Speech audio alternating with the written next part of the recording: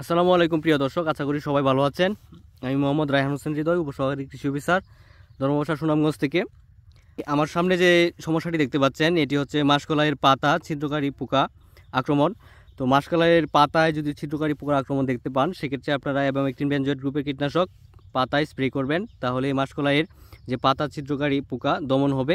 এছাড়া আমার সামনে যে পাশে দেখতে পাচ্ছেন যে মাসকলাইয়ের পাতার দাগ রোগ। তো এই মাসকলাইয়ের পাতার দাগ রোগ সাধারণত ছত্রাকের আক্রমণে হয়ে থাকে। এই ছত্রাক কিন্তু সমস্ত জমিতে ধীরে ধীরে ছড়িয়ে পড়বে। তো আপনারা যারা মাসকলাই চাষি আছেন, আপনারা দেখবেন যদি মাসকলাইয়ের পাতায় এরকম দাগ দেখতে পান, সেক্ষেত্রে আপনারা প্রোপিকোনাজল গ্রুপের ছত্রাকনাশক যেমন টিল্ট যদি স্প্রে করে রাখেন গাছের পাতা, এই দাগ রোগ দমন হবে। এবং এই দাগ রোগ কিন্তু যদি গাছে থাকে সমস্ত জমিতে দ্রুত ছড়িয়ে যায়। এছাড়া এই পাশে দেখতে পাচ্ছেন যে মাসকলাইয়ের কয়েকটি গাছে ভাইরাসের আক্রমণ আছে। যে এরকম যদি ভাইরাস আক্রমণ দেখতে পান গাছে, তো ভাইরাস আক্রান্ত গাছগুলো এভাবে টেনে তুলে ফেলবেন।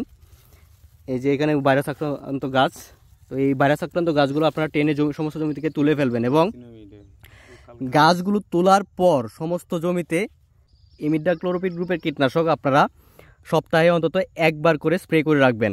তো এখানেও দেখতে পাচ্ছেন এভাবে সমস্ত জমিতে কিন্তু একটি গাছ এরকম দেখা যায়, কিন্তু পরবর্তীতে দেখা যায় যে এই গাছগুলো দ্রুতই সমস্ত জমিতে এরকম আক্রান্ত পাতা ছড়িয়ে যায়। তো সেক্ষেত্রে আপনাদের করণীয় হচ্ছে এরকম গাছ দেখা মাত্রই তুলে ফেলা এবং এটির লক্ষণ হচ্ছে এখানে জাপ পোকা অথবা সাদামাছি আক্রমণ রয়েছে।